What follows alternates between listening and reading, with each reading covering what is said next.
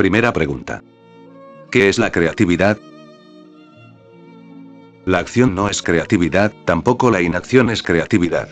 La creatividad es un estado muy paradójico de consciencia y de ser. Es la acción por medio de la inacción, es lo que Lao Tse llama Wei Wu Wei. Es permitir que algo suceda a través de ti. No es un hacer, es un permitir. Es volverse un pasaje para que el todo pueda fluir a través de ti. Es volverse un bambú hueco, simplemente un bambú hueco. Y entonces, de inmediato, algo empieza a suceder, porque escondido detrás del hombre está Dios. Dale solo un pequeño lugar para pasar, un pequeño pasaje para que venga a través de ti. Eso es creatividad. Creatividad es permitir que Dios suceda. La creatividad es un estado religioso. Por eso digo que un poeta está mucho más cerca de Dios que un teólogo, un bailarín está aún más cerca. El filósofo es el más alejado porque cuanto más piensas, más grande es la pared que creas entre tú y el todo. Cuanto más piensas, más eres. El ego no es otra cosa que todos los pensamientos acumulados en el pasado. Cuando tú no eres, Dios es. Eso es creatividad. Creatividad significa simplemente que estás en una relajación total. No significa inacción, significa relajación, porque a partir de la relajación nacerá mucha acción. Pero no será algo que hagas, serás simplemente un vehículo. A través de ti empezará a surgir una canción, tú no eres su creador, viene del más allá. Siempre viene del más allá. Cuando tú la creas es solo común, mundana. Cuando viene a través de ti, tiene una belleza magnífica, trae algo de lo desconocido. Cuando el gran poeta Coleridge murió, dejó miles de poemas incompletos. Muchas veces en su vida le habían preguntado, ¿por qué no completas estos poemas? Ya que a algunos poemas les faltaban solo 1 o 2 líneas. ¿Por qué no los completas? Y él decía, no puedo. Lo he intentado, pero cuando yo los completo algo falla, algo sale mal. Mi línea nunca armoniza con lo que ha venido a través de mí. Se queda allí como un obstáculo, se vuelve una roca, obstruye la fluidez. Entonces tengo que esperar. Quien quiera que haya estado fluyendo a través de mí, cuando él empiece a fluir otra vez y complete el poema, este se completará, no antes. Él completó solo unos pocos poemas. Pero son de una belleza magnífica, de gran esplendor místico. Siempre ha sido así. El poeta desaparece, entonces hay creatividad. Entonces es poseído. Sí, esa es la palabra, es poseído. Creatividad es ser poseído por Dios. Simone de Beauvoir ha dicho, la vida se ocupa tanto de perpetuarse como de superarse a sí misma. Si lo único que hace es mantenerse, entonces vivir es solo no morir. Y el hombre que no es creativo, solo está no muriendo, eso es todo. Su vida no tiene profundidad. Su vida todavía no es vida, es solo un prefacio. El libro de la vida todavía no ha empezado. Él ha nacido, es verdad, pero no está vivo. Cuando te vuelves creativo, cuando permites que la creatividad suceda a través de ti, cuando empiezas a cantar una canción que no es propia, que no puedes firmar ni puedes decir, es mía, a la que no le puedes poner tu firma, entonces la vida levanta vuelo, se eleva con energía. La superación está en la creatividad. De no ser así, como máximo podemos seguir perpetuándonos. Creas un niño. Eso no es creatividad. Morirás y el niño estará aquí para perpetuar la vida. Pero perpetuar no es suficiente a menos que empieces a superarte. Y la superación solo sucede cuando algo del más allá entra en contacto contigo. De eso se trata la trascendencia. Superarse. Y al superarse ocurre el milagro. Tú no eres, y sin embargo eres por primera vez. La esencia de la sabiduría es actuar en armonía con la naturaleza. Ese es el mensaje de todos los grandes místicos. Lao Tse, Buda, Baudin, Sosan, Sanai, actuar en armonía con la naturaleza. Los animales actúan en armonía inconscientemente. Las piedras, las plantas y las estrellas actúan en armonía con la naturaleza inconscientemente. El hombre tiene que actuar conscientemente en armonía con la naturaleza porque el hombre tiene consciencia. El hombre puede elegir no actuar en armonía, de aquí la gran responsabilidad. El hombre tiene responsabilidad. Solo el hombre tiene responsabilidad, esa es su grandeza. Ningún otro animal es responsable. El animal simplemente actúa en armonía, no tiene modo de desviarse. El animal no puede desviarse, todavía no es capaz de desviarse, todavía no hay consciencia. Funciona tal como funcionas tú en sueño profundo. En sueño profundo tú también estás en armonía con la naturaleza. Por eso el sueño profundo es tan rejuvenecedor, tan relajante. Unos pocos minutos de sueño profundo y estás fresco y joven otra vez, y todo el polvo que habías juntado, todo el cansancio y el aburrimiento desaparecen. Te has puesto en contacto con la fuente. Pero ese es un modo animal de ponerse en contacto con la fuente, el sueño es un modo animal de ponerse en contacto con la fuente. Los animales son horizontales, el hombre es vertical. Cuando quieres dormir te tienes que ponerte en una posición horizontal. Solo puedes quedarte dormido en posición horizontal. No te puedes dormir parado, sería muy difícil. Tienes que volver atrás nuevamente, millones de años atrás, tal como un animal. Estás horizontal, paralelo a la Tierra. Repentinamente empiezas a perder conciencia, repentinamente ya no eres responsable. Es por este factor que Sigmund Freud eligió el diván para el paciente. No es para comodidad del paciente, es una estrategia. Una vez que el paciente está horizontal, empieza a ser irresponsable. Y a menos que se sienta totalmente libre para decir cosas, no dirá cosas inconscientes. Si permanece responsable y vertical, estará juzgando continuamente si decir una cosa o no. Estará censurando. Cuando está acostado, horizontal en el diván, y el psicoanalista está escondido atrás, el paciente no puede verlo, repentinamente es de nuevo como un animal. No tiene responsabilidad. Empieza a balbucear ante un extraño cosas que nunca le habría dicho a nadie. Empieza a decir cosas que están en lo profundo de su inconsciente, esas cosas inconscientes empiezan a salir a la superficie. Es una estrategia freudiana para hacer que el paciente esté totalmente impotente, como un niño o un animal. Cuando ya no te sientes responsable, te vuelves natural. Y la psicoterapia ha sido de gran ayuda. Te relaja. Todo lo que has reprimido sale a la superficie, y después de salir a la superficie se evapora. Después de pasar por el psicoanálisis te vuelves menos cargado, te vuelves más natural, estás más en armonía con la naturaleza y contigo mismo. Ese es el significado de ser sano. Pero esto es volver hacia atrás, es regresión. De eso estaba hablando el otro día. Ir al sótano. Hay otro modo de superarse y es ir al altillo, no el modo de Sigmund Freud sino el modo de Buda. Puedes superarte estando en contacto con la naturaleza conscientemente. Y esa es la esencia de la sabiduría. Estar en armonía con la naturaleza, con el ritmo natural del universo. Y toda vez que estás en armonía con el ritmo natural del universo, eres un poeta, eres un pintor, eres un músico, eres un bailarín. Inténtalo, sentado al lado de un árbol, sintonízate con él conscientemente por un rato. Vuélvete uno con la naturaleza. Permite que los límites se disuelvan. Conviértete en el árbol, conviértete en pasto, conviértete en viento, y repentinamente verás que te está ocurriendo algo que nunca te había ocurrido antes. Tus ojos se están volviendo psicodélicos. Los árboles son más verdes que nunca, y las rosas son más rosas y todo parece ser luminoso. Y súbitamente quieres cantar una canción, sin saber de dónde viene. Tus pies están listos para bailar, puedes sentir la danza murmurando dentro de tus venas, puedes oír el sonido de la música adentro y afuera. Este es el estado de creatividad. Se puede decir que esta es la cualidad básica. Estar en armonía con la naturaleza, estar en sintonía con la vida, con el universo. Lao Tse le ha dado un nombre hermoso. Wei Wu Wei. Acción por medio de la inacción. Puedes llamarlo quietud creativa, un proceso que combina dentro de un mismo individuo dos cosas aparentemente incompatibles. Suprema actividad y suprema relajación. Esa es la paradoja de la creatividad. Si ves un pintor pintando, por cierto que es activo, totalmente activo, locamente activo. Es todo acción. O si ves a un bailarín que está bailando, es todo acción. Pero sin embargo, en lo profundo no hay actor, no hay hacedor. Hay solo silencio. Por eso llamé a la creatividad el estado de paradoja. Todos los estados hermosos son paradójicos. Cuanto más te elevas, más profundizas en la paradoja de la realidad. Suprema acción con suprema relajación, en la superficie está ocurriendo gran acción, en las profundidades no está ocurriendo nada, o está ocurriendo solo nada.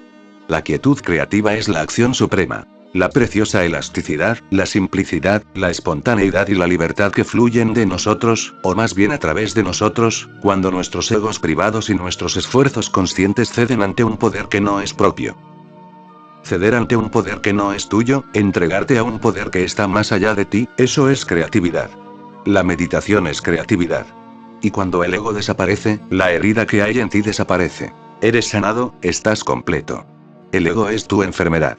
Y cuando el ego desaparece ya no estás inactivo, empiezas a fluir. Empiezas a fluir con la corriente inmensa de la existencia.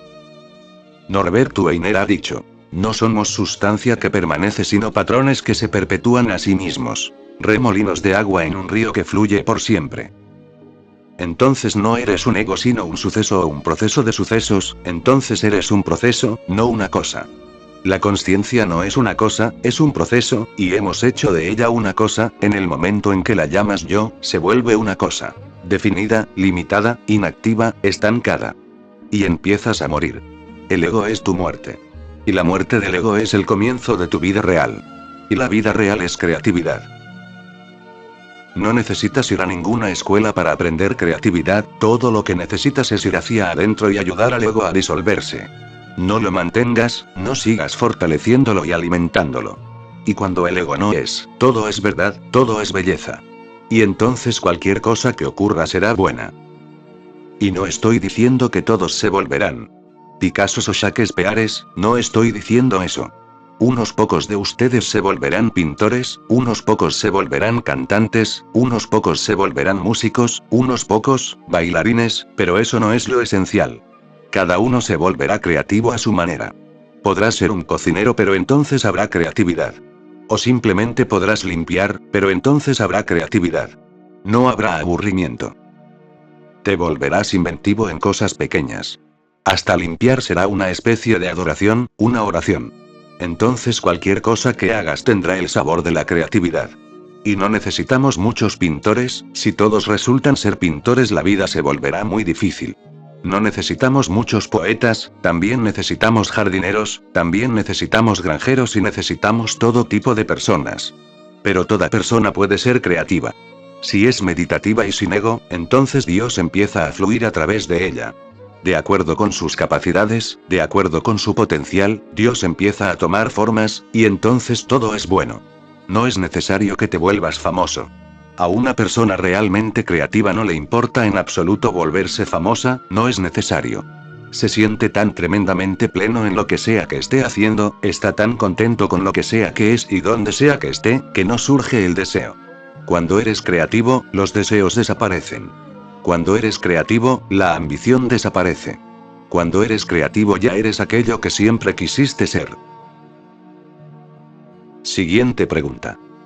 Siempre pensé que estabas en contra de los políticos, entonces me sorprendió mucho saber que habías bendecido a Indira Gandhi. ¿Te gustaría decir algo acerca de esto? Estoy en contra de la mente política. La mente política significa la mente astuta, la mente política significa la mente asesina y violenta. La mente política significa la mente que solo está interesada en dominar a los demás, que solo está interesada en estar en una posición en la que las vidas de millones de personas están en sus manos, de un modo u otro. La mente del político es la mente del perfecto egoísta. Por cierto que estoy en contra de la mente política. Me gustaría un mundo que no gire alrededor de la mente política. Me gustaría un mundo que tenga la cualidad religiosa, no la cualidad política. Al menos me gustaría que la cualidad política de la mente retroceda al fondo. En el centro debería estar la mente creativa. La política es destructiva. Pero eso no puede suceder ahora mismo. Durante millones de años la política ha estado en el centro, entonces eso no puede suceder ahora mismo. Es necesario que primero sea liberada una gran energía meditativa. Si millones de personas se vuelven meditadores, entonces, muy lentamente, la estructura de la energía de esta tierra cambiará, empezará a moverse de la mente política a la mente religiosa. Estoy en contra de la mente política pero sé que esto no puede suceder ahora mismo. Podrá llevar miles de años. El comienzo tiene que suceder ahora mismo, la semilla tiene que ser sembrada ahora mismo. Pero los frutos solo vendrán más adelante. Puedes volverte una persona no política ahora mismo y tu vida tendrá un florecimiento. Pero en lo que concierne a la tierra entera, va a llevar tiempo. ¿Qué vamos a hacer mientras tanto? He bendecido a Indira Gandhi porque ella me parece la menos política de los políticos de la India. Esto nuevamente te parecerá extraño porque todo lo que se ha dicho de ella, lo que se ha difundido de ella, lo que se ha rumoreado acerca de ella es exactamente lo opuesto. Pero mi propia observación es esta. Que ella tiene la mente menos política. ¿Y por qué digo esto? Estas son las razones. Primero, si ella hubiese sido realmente una política y solo una política, no habría tratado de hacer nada que vaya en contra de la tradición india. El político nunca va en contra de la tradición. Siempre sigue a sus propios seguidores. Es un arreglo mutuo. Particularmente en un sistema democrático, el político no puede darse el lujo de ir en contra de las tradiciones porque después de 5 años las elecciones estarán allí. Si vas en contra de las tradiciones de la gente, que sean correctas o equivocadas no es lo esencial, si vas en contra de sus tradiciones, ellos se vengarán. Entonces, los políticos reales solo hablan del cambio pero nunca tratan de cambiar nada. Solo hablan. Hablar está bien, no hiere a nadie. Hasta las masas disfrutan de que se hable. Habla acerca de la revolución pero no trates de hacerla, porque cuando trates de hacerla muchas de las tradiciones y las supersticiones de las masas tendrán que ser destruidas. Entonces, esa gente se enojará, y en un sistema democrático su enojo puede ser peligroso. Indira Gandhi trató de hacer algo, trató sinceramente de hacer algo. De hecho, eso es lo que le creó dificultades. Estaba tratando de ayudar a los pobres, en contra de los ricos. Ella hizo enojar a los ricos, a la gente poderosa. Hizo enojar a los que tenían intereses creados. Hablar acerca de grandes cosas está permitido, nadie se preocupa acerca de lo que dices, pero no trates de hacer nada. Sigue creando hermosos ideales pero nunca los pongas en práctica. Ella molestó a los ricos de este país porque estaba haciendo algo por los pobres. Y molestó a los pobres porque todo lo que hizo iba en contra de sus tradiciones. Por ejemplo, impuso el control de la natalidad. Las masas de la India no pueden tolerarlo. Durante miles de años han pensado que es Dios quien da los hijos y, ¿quién eres tú para impedirlo? Es un regalo de Dios. Esa ha sido su idea. Ahora el regalo se está volviendo muy peligroso. El regalo se está volviendo tan peligroso que es casi suicida. Ningún político habría intentado eso. Deja que el país vaya hacia su muerte, ¿a quién le importa? Para que este país sobreviva la única esperanza es reducir la población. Ya hay demasiadas personas. El 75% de la gente está viviendo por debajo del nivel de vida humano, el 50% de la población está casi muriendo de hambre y dentro de 25 años. Pero eso no es relevante, el político solo piensa en su poder ahora. Estará aquí como primer ministro durante 5 o 10 años como máximo. ¿A quién le importa lo que suceda luego? ¿Por qué habría de arriesgar su poder y su posición? Indira lo arriesgó. Por eso yo digo que ella es la persona menos política de los políticos de India. Segundo, ella empezó a tener éxito en sus programas. Eso es peligroso. No deberías tener éxito. Si el hombre que está en el poder falla, todos los otros políticos se sienten felices, porque el hombre que está en el poder está fallando y esa es su oportunidad. Si el hombre que está en el poder tiene éxito, entonces no hay posibilidad de que ellos accedan nunca al poder. Y ella era la primera primer ministro de India que estaba teniendo éxito en poner un cierto orden en el país, en crear alguna disciplina a partir del caos. Estaba teniendo éxito en elevar el nivel de vida de la gente, estaba teniendo éxito en ayudar a la gente a ser más productiva y menos destructiva. Estaba teniendo éxito de muchos modos. Pero eso enojó a los otros políticos. ¿Cuál era ahora su posibilidad? Los otros políticos solo viven del fracaso de los que están en el poder. Uno no debería tener éxito, no hay nada más peligroso que tener éxito. Esto es extraño pero es un hecho en la historia del hombre. Si alguien tiene éxito, su propio éxito caerá sobre él como un boomerang. Si ella hubiese fracasado, no habría habido problema. Entonces los políticos que estaban en contra de ella habrían seguido estando divididos, y si hubiesen estado divididos no habría habido peligro para ella. Pero empezó a tener éxito y las oportunidades de esos políticos de llegar al poder empezaron a disminuir cada vez más. Todos ellos se juntaron. Tenían que hacerlo, era una cuestión de vida o muerte para ellos. Ahora no era una cuestión de ideologías. Todos los políticos de India de diferentes actitudes y enfoques, y de ideologías diametralmente opuestas, se juntaron y se convirtieron en una sola fuerza en contra de Indira Gandhi. ¿Por qué? ¿Cómo sucedió? Ella estaba teniendo éxito. Los políticos solo simulan, en realidad nunca hacen nada. Pero ella era sincera, realmente trató de hacer algo por este país. Es por eso que este país nunca puede perdonarla. Tercero. La burocracia de India es la peor del mundo. Nunca se hace ningún trabajo, los archivos se van moviendo simplemente de una mesa a la otra durante años y años. Conocí un hombre que peleó por un caso ante las cortes durante toda su vida, durante casi 50 años. Todos los jueces murieron, todos los que juzgaron su caso. Todos los abogados, en contra y a favor, murieron. Y finalmente murió él, pero el caso nunca se terminó. No solo murieron los jueces y los abogados, hasta cambió el gobierno. En 1947 India se volvió independiente. El caso fue iniciado por el gobierno británico. Hasta el gobierno murió, llegó al poder otro gobierno, pero el caso continuó. Si quieres hacer algo en este país, con una burocracia así es imposible. Tienes que forzar a esa burocracia a hacer cosas. La burocracia estaba enojada. Fue realmente la burocracia la que engañó a Indira Gandhi. Le dieron informes falsos, le dijeron que su posición estaba perfectamente bien, que ella podía permitir elecciones, que ella iba a ganar. Ella dependía de los informes de la burocracia, y esos informes fueron falsos. La burocracia estaba absolutamente en contra de ella.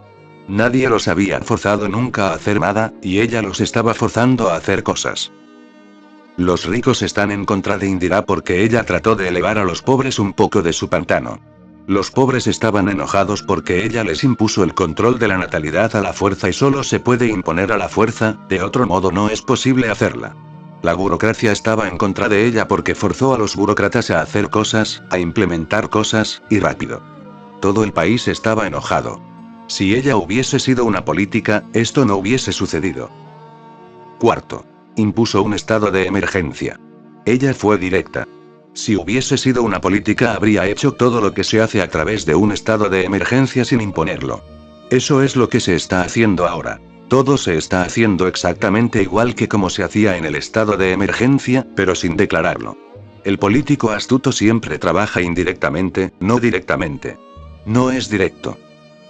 Morarji Desai dijo en una de sus entrevistas con la BBC, los hombres de la BBC le preguntaron, y preguntaron particular y deliberadamente por el trabajo que está sucediendo aquí. ¿Nos permitirá la libertad de filmar en su país? Él dijo, lo permitiré, a menos que sea peligroso para nuestra defensa. Ahora, ¿de qué modo son peligrosos mis sannyasins para la defensa de este país? ¿Cómo pueden ser peligrosos haciendo dinámica y kundalini, bailando y cantando? Y si hay algo que Morarji piensa que es peligroso, simplemente puede decirle a la gente de la BBC y a todas las otras agencias de televisión que han pedido filmar el Ashram. Hagan su película, pero esta tendrá que pasar por la censura. Tan simple. Si sientes que algo va a estar en contra de tu país, puedes cortarlo. Pero esta es una astuta mente política. Habla de libertad, solo habla de libertad, eso es todo, y sigue creando más y más ataduras para la gente. Indira fue directa, declaró el estado de emergencia. Fue honesta. El estado de emergencia era necesario. Este país solo se puede cambiar si las cosas se toman muy en serio, como si el país estuviese en guerra. Si las cosas no se toman en esa proporción y con esa intensidad, como si el país estuviese en guerra, no va a pasar nada. Y la guerra está allí. La guerra es con la explosión demográfica. Esto es mucho más peligroso que una guerra con Pakistán o con China, porque China no puede destruirte, tampoco te puede destruir Pakistán, la explosión demográfica es el enemigo real. Los niños que van a venir te destruirán. Las cosas están en una situación peligrosa. Es una crisis más grande que todas las que India ha enfrentado en el pasado, no sabe de qué modo abordarla. Hay que tomar las cosas seriamente. Ese fue el esfuerzo que estaba por detrás de imponer el estado de emergencia. Pero imponer el estado de emergencia en un país democrático es peligroso. Solo puede hacerlo una mente no política. Solo puede hacerlo alguien que realmente quiere cambiar la situación, a cualquier costo. Ella arriesgó su poder, su cargo de primer ministro para cambiar el curso de la historia de este país. Este estado de emergencia hizo enojar a los periodistas y a otra gente de los medios. Y a ningún político le hubiese gustado jamás hacer enojar a los periodistas porque mucho depende de ellos, demasiado depende de ellos. Se puede decir con seguridad que el 50% de la caída de Indira fue posibilitado por los periodistas de India. Ellos se estaban enojando cada vez más. No se les permitían los chismes, no se les permitía hacer rumores, no se les permitía lo que ellos llaman libertad de prensa. Entonces, cuando se quitó el estado de emergencia, tomaron una gran venganza. Es así como funciona la mente humana. Un político habría estado alerta acerca de esto. Quinto. Su hijo, Sanjay Gandhi, entró en la política. Un político real, un político astuto, le habría permitido entrar solo por la puerta de atrás. De no ser así, los demás se ponen celosos. Ella le permitió entrar por la puerta del frente, y todo el país se puso celoso. No hay ninguna razón para impedirle a nadie que entre en la política. Aunque la persona resulte ser el hijo del primer ministro, tiene tanto derecho a entrar en la política como cualquier otro. Y Sanjay Gandhi tiene un cierto potencial. No había nada de malo en ello, pero permitirle entrar por la puerta del frente es algo no político. Ella funcionó más como una madre y un ser humano que como un político astuto. Su propio padre nunca la dejó entrar por la puerta del frente. Él fue más cauteloso. Le preguntaban una y otra vez: ¿quién vendrá después de ti? Él nunca mencionó a Indira Gandhi, nunca. Una vez le dijo a un amigo: no puedo decirte el nombre de quién será mi sucesor porque si te digo el nombre no habrá posibilidad de que el pobre me suceda. Simplemente mencionándolo haré que se enojen todos los demás que son competidores, y se juntarán todos contra él. Es muy posible que haya querido decir ella y no él. Él era un político más experimentado que Indira Gandhi. Conocía los modos de obrar de la política. Indira Gandhi misma entró por la puerta de atrás. Pero ella es más madre que política. Le permitió a Sanjay Gandhi entrar por la puerta del frente. Eso fue peligroso. Eso se convirtió en una de las causas principales de su caída. Y fue más peligroso porque Sanjay tiene potencial. Tarde o temprano, él va a llegar a ser primer ministro. Tiene el potencial y el coraje. No se lo podrán impedir. Pero Indira estaba funcionando de una manera muy no política. Morarji Desai es más astuto. Su hijo también está allí pero siempre detrás de una pantalla. Y los que están aún más interesados en el poder llegan todavía más lejos. El ministro jefe de Haryana, Devi Dayal, ha repudiado a su hijo y ha salvado su puesto, ha salvado su poder y ha repudiado a su hijo. Es así como funciona un político. Indira Gandhi arriesgó su poder y trató de salvar a su hijo. Ese no es el modo de obrar de un político, quizás sea el modo de obrar de una madre, de un ser humano. Sexto. Ella cometió el error más grande que puede cometer un político, un error muy fundamental y muy obvio. Indira Gandhi forzó a ir a la cárcel a todos los partidos políticos juntos. Esto es tan absurdo.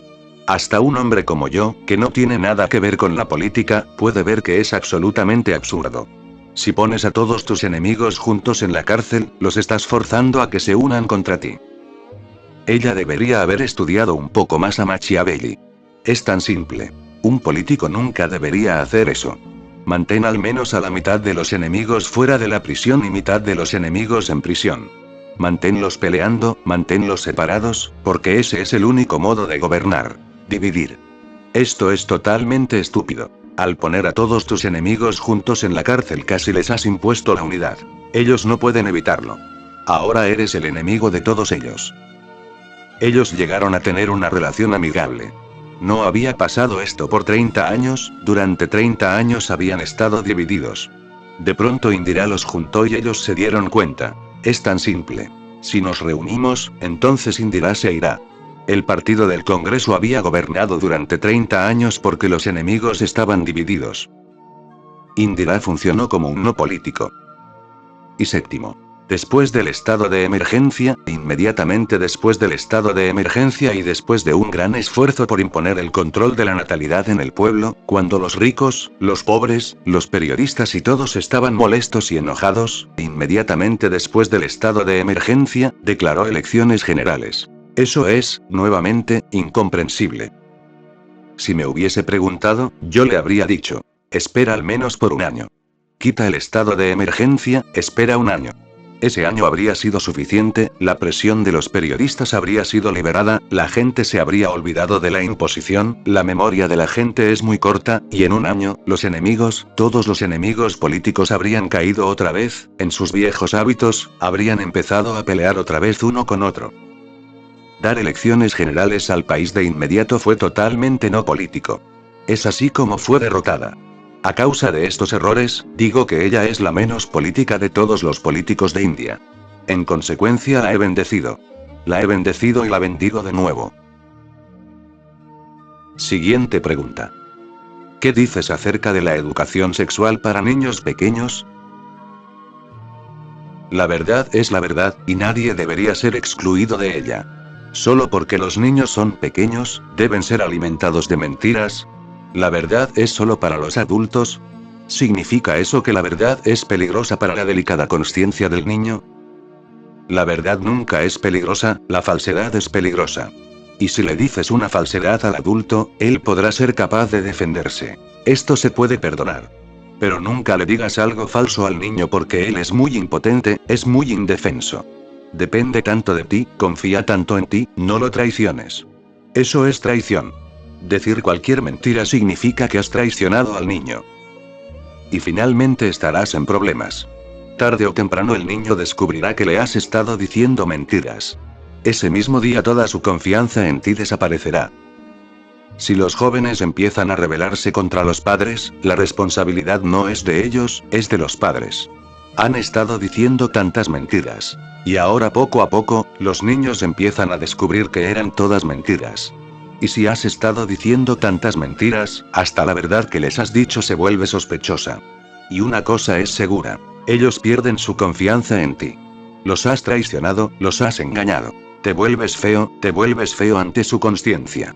La impresión que tienen de ti ya no es buena, de hecho, nunca podrán confiar en nadie. Ese es el problema que estoy enfrentando cada día. Cuando vienes y te convienes en un sanyasin, el problema que tienes con tus padres empieza a estar puesto en mí. Tampoco puedes confiar en mí, me vuelvo tu figura paterna de un modo sutil. Y dado que tus padres te han engañado, ¿quién sabe? Yo soy un extraño, si hasta tus padres te engañaron, si ni siquiera puedes confiar en tus padres, entonces, ¿cómo puedes confiar en mí? Nunca podrás confiar en la mujer que amas, en el hombre que amas. Nunca podrás confiar en el maestro al que te entregas. Nunca en tu vida podrás recuperar nuevamente tu confianza. ¿Y por qué fue destruida tu confianza? Por cosas tan tontas. ¿Qué hay de malo? El sexo es un hecho simple. Dilo tal como es. Y los niños son muy perceptivos, aun si no les dices, ellos lo descubrirán por sí mismos. Son personas muy curiosas. A Carlitos le asignaron que escribiera una composición titulada ¿De dónde vine? Cuando volvió a casa de la escuela, entró en la cocina donde estaba su madre preparando la cena. ¿De dónde vine, mamá? Le preguntó. Te trajo la cigüeña. ¿Y de dónde vino papi? Lo trajo la cigüeña también. ¿Y el abuelo? Bueno, la cigüeña lo trajo también a él, querido. Carlitos tomó nota cuidadosamente de lo que la mamá le había dicho y al día siguiente entregó la siguiente composición. De acuerdo a mis cálculos, no ha habido un nacimiento natural en mi familia por las últimas 3 generaciones. Los niños son muy perceptivos. Van observando, van viendo qué tonterías les estás diciendo. ¿Y por cuánto tiempo los puedes engañar? La vida está allí, y la vida es sexual. Y ellos están observando la vida. Verán animales haciendo el amor, verán pájaros haciendo el amor. Y podrás seguir creyendo que ellos nunca te han visto haciendo el amor, puedes seguir creyéndolo, pero los niños saben que sus padres hacen el amor. Al principio podrán pensar que están peleando o algo así, pero tarde o temprano descubren que algo está pasando a escondidas de ellos. ¿Por qué crear estas sospechas y dudas? ¿Por qué no ser verdadero? La verdad siempre es buena, la verdad siempre es divina. Permíteles conocer las cosas tal como son. Tony estaba determinado a poner las cosas en claro con su hijo mayor y pasó varias horas explicándole cuidadosamente la fisiología sexual. Al terminar, sintiéndose totalmente exhausto y sabiendo que no quería pasar por ello otra vez con su hijo menor, dijo: ¿Y Billy, ahora que te lo he explicado, puedo contar con que se lo transmitas a Bobby? Bueno, papá, dijo el joven Billy. Su hijo mayor salió enseguida a buscar a su hermano menor. Cuando lo encontró le dijo: Bobby, papá acaba de darme un largo discurso y quiere que te transmita lo que me dijo. Dímelo. Dijo Bobby. Bueno, ¿sabes, lo que tú y yo estuvimos haciendo con esas chicas detrás del galpón el mes pasado? Papá quiere que te diga que los pájaros y las abejas también lo hacen. No seas tonto, deja que las cosas sean como son, la verdad, sexual o de otro tipo, nunca puede ser el enemigo. Hazte amigo de la verdad. Y los niños son muy comprensivos, aceptan el hecho inmediatamente. No tienen prejuicios, no tienen nociones de correcto y equivocado.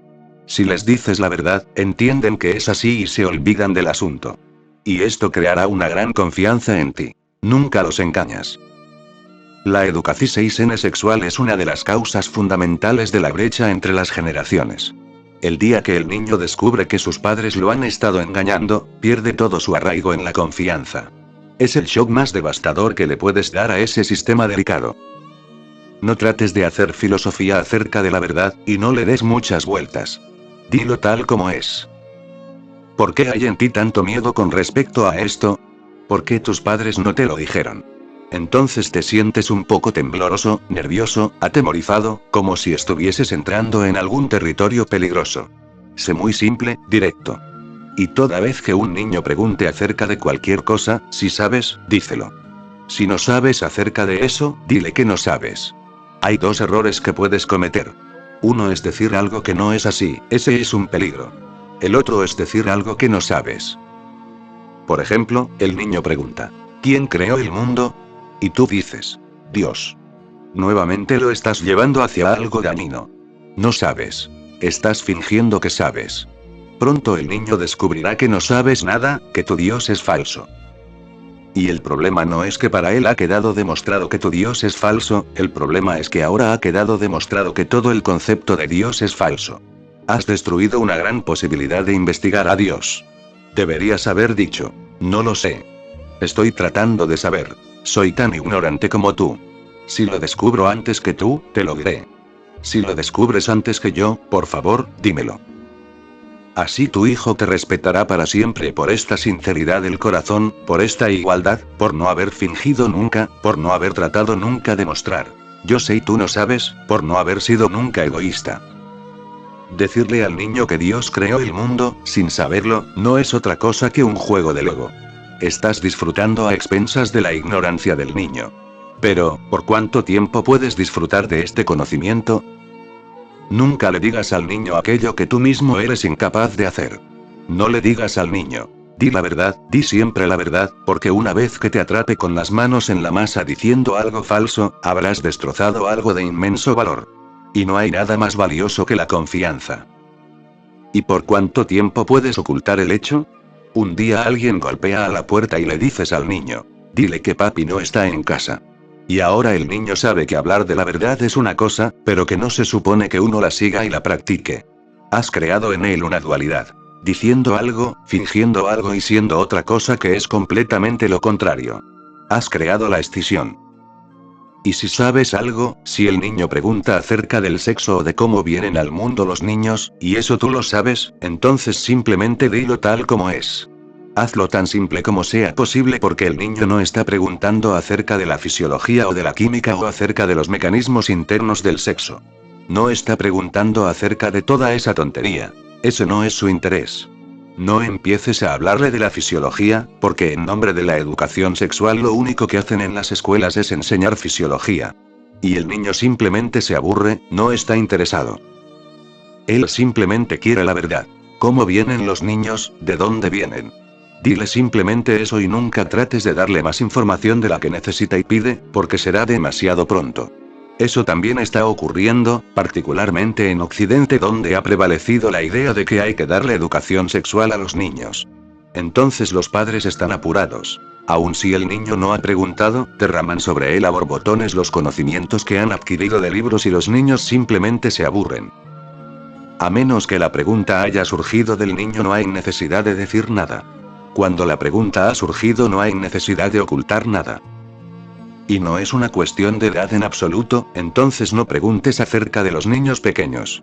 ¿A quiénes llamas pequeños? ¿Cuál es el límite de edad?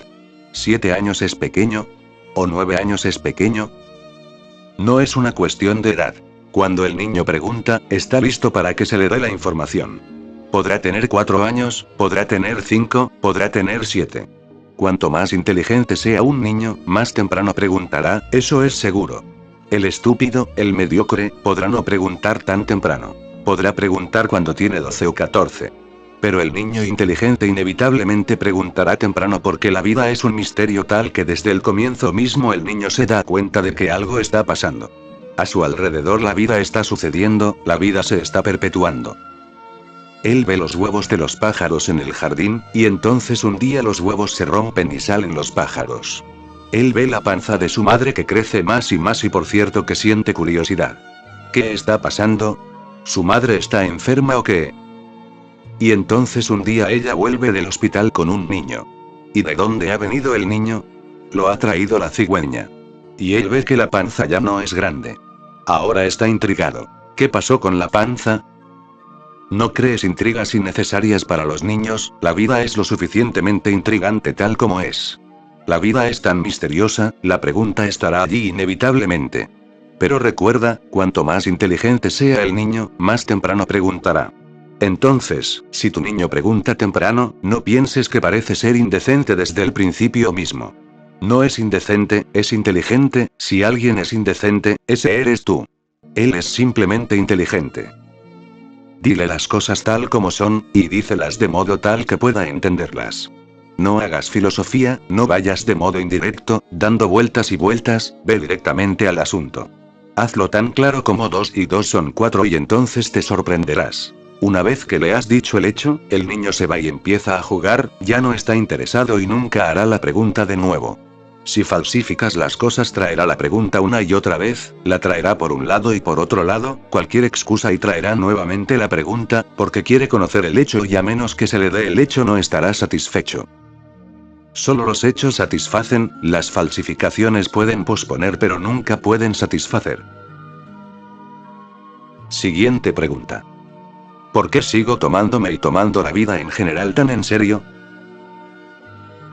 Todos toman la vida seriamente porque todos están muy vacíos. Siendo serio ocultas tu vacío, siendo serio simulas. Siendo serio solo estás escapando de la soledad que hay dentro de ti, la nada que hay dentro de ti. No puedes reír, no puedes estar cómodo, toda vez que estás cómodo te vuelves consciente del vacío interior.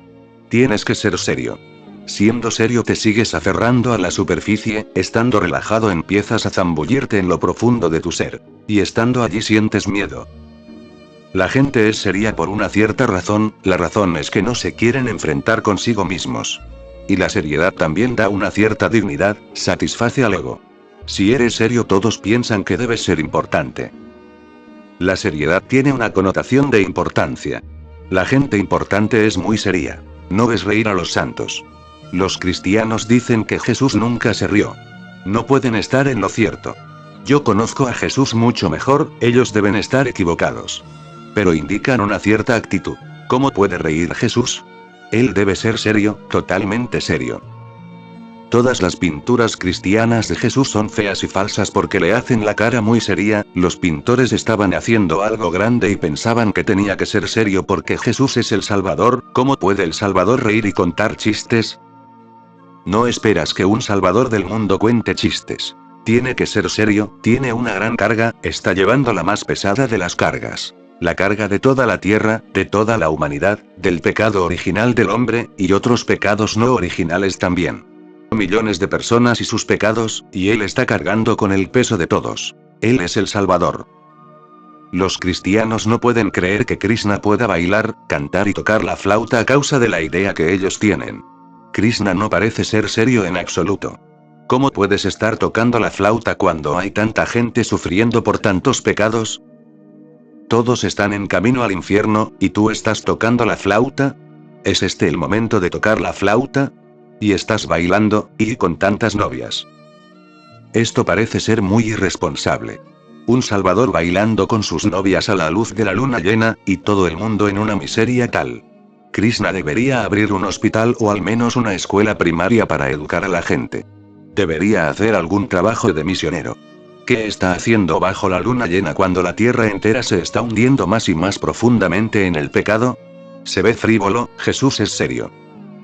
Me preguntas, ¿por qué sigo tomándome y tomando la vida en general tan en serio? Tu ego se siente gratificado porque eres una persona seria, no eres común, eres especial. No eres como la gente que va al cine y se ríe, habla de tonterías y chismes. Tú eres una persona seria. Solo meditas, solo lees la Biblia o el Corán. Solo te ocupas de las grandes cosas elevadas, no estás interesado en lo mundano.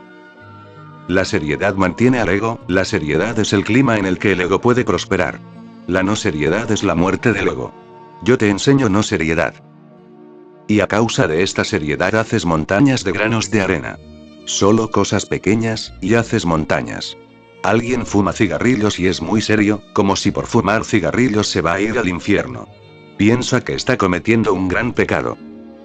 No seas tan estúpido.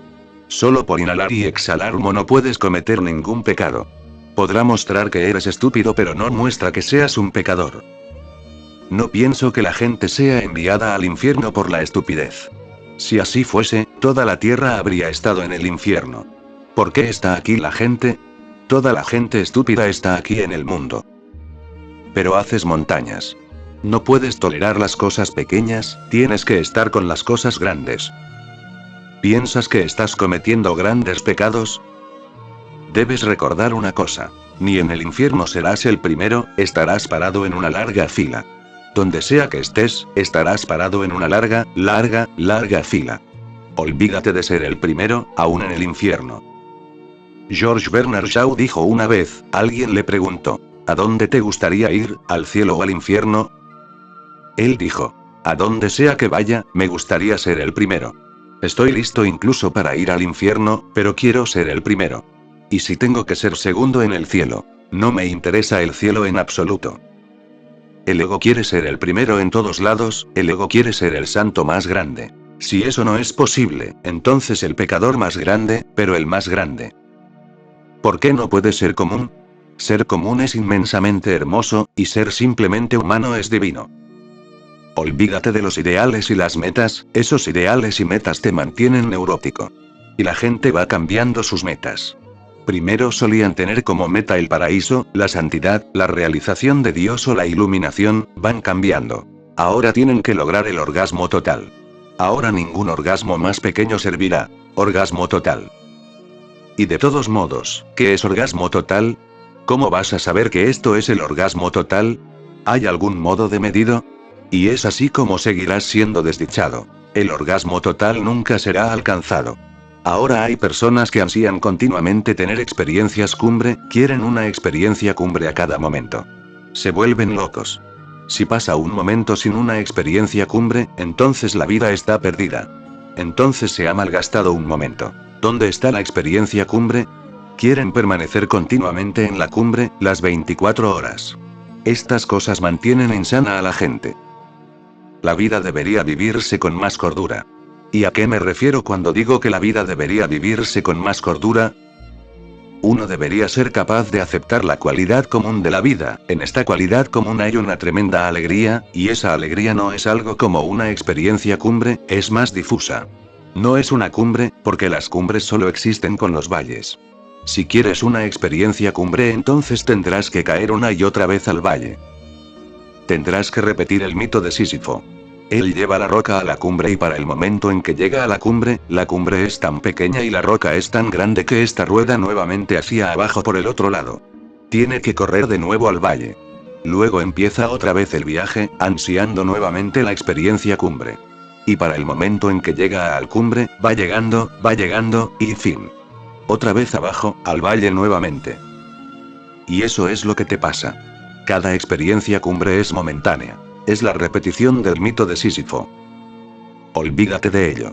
Vive en cambio una vida más común. Esa es la vida de un discípulo zen, es la vida de un discípulo sufí. Una vida común. He oído. Un investigador americano llegó a Dhaka, a Bangladesh. Había oído acerca de un gran maestro sufí. Estaba apurado por encontrarse con el maestro, le preguntó a mucha gente, pero nadie había oído acerca de él. En el aeropuerto fue de una persona a otra, nadie había oído acerca de él. Empezó a sospechar y se deprimió mucho. Ha venido desde tan lejos, y ha oído tanto acerca del maestro sufí que vive en Dhaka, Bangladesh, y nadie conoce ni siquiera su nombre. Pero como un último intento le preguntó a un taxista. Y el taxista le dijo, siéntate en el taxi y te llevaré hasta él. No lo podía creer, tan repentinamente, porque nadie sabía acerca del maestro. Había preguntado pero nadie sabía. El taxista dijo, no te preocupes, yo lo conozco. De hecho, yo soy él. Y es así como resultó ser. Él era el maestro sufí, pero estaba trabajando como taxista. Simplemente una vida común. Los sufís funcionan de ese modo. Uno es un tejedor, otro podrá ser un alfarero, otro podrá estar haciendo alfombras. ¿Sabes lo que solía hacer Gurdjieff en Occidente? Su negocio era la venta de alfombras. Era un vendedor de alfombras, ese era su negocio. Si lo hubieses visto nunca habrías reconocido que allí estaba un gran maestro. Es así como han existido los sufís a lo largo de las épocas. No sobresalen, no es necesario. Siempre es el ego el que ansía la cumbre, y es el ego el que no te permite vivir en una alegría constante, y la alegría constante no es una cumbre, recuérdalo. De hecho, es más paz que dicha, es más como paz. La dicha está allí, pero como una fragancia. No puedes atraparla. Está allí, pero es muy indirecta, muy sutil, muy delicada. No es una cumbre, por cierto. Es muy simple, es llana. Eres serio porque tienes miedo de saber que eres común. Y esa es la verdad, y la verdad nunca es común. Una vez que has aceptado ser común, en ser común mismo surge una cualidad extraordinaria. Ser común se vuelve luminoso, radiante. Entonces cada momento es un regalo, cada momento trae su propia alegría, su propia paz, su propia beatitud. Pero nunca ansíes las cumbres. La idea de la cumbre es una proyección del ego.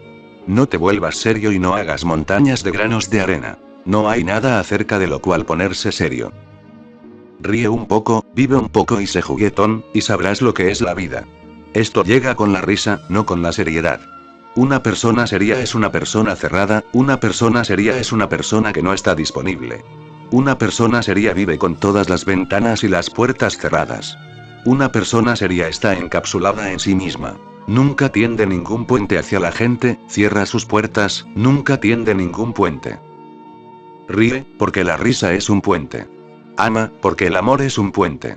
Disfruta las cosas pequeñas porque la vida consiste en cosas pequeñas, disfrutar las cosas pequeñas es un puente. Por eso la gente del Zen ha hecho una meditación hasta de tomar el té.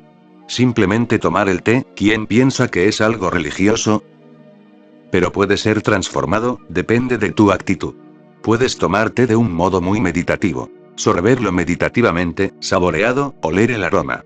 Escucha primero el samovar, el sonido del samovar, la danza del vapor dentro de él, y la fragancia sutil que empieza a surgir. Vívelo, permanece con esto. Haz de ello un momento de oración, entonces un simple té común es transformado en algo divino. Y si se puede hacer esto con el té, se puede hacer con cualquier otra cosa. Vivir religiosamente no significa vivir seriamente, significa vivir meditativamente. Y la meditación no tiene nada que ver con la seriedad. La meditación es de naturaleza juguetona. Es por eso que aquí insisto más y más en bailar y cantar. He puesto Vipassana y Zazen en segundo plano porque pueden crear en ti seriedad, y tú ya eres serio y eso es peligroso. Primero es necesario destruir tu seriedad, solo entonces serás capaz de disfrutar Vipassana sin volverte serio. Primero tienes que bailar, para que en la danza caiga tu armadura, primero tienes que gritar de alegría y cantar, para que tu vida se vuelva más vital, primero tienes que hacer catarsis, para que todo lo que has reprimido sea expulsado y tu cuerpo se purifique de toxinas y venenos, y tu psiquis también se purifique de los traumas y heridas reprimidos. Cuando esto ha sucedido y te has vuelto capaz de reír y te has vuelto capaz de amar, entonces Vipassana. Entonces Vipassana no te llevará a la seriedad, no te llevará de ningún modo a algún juego del ego. Entonces puedes sentarte silenciosamente, entonces sentarte silenciosamente no es serio.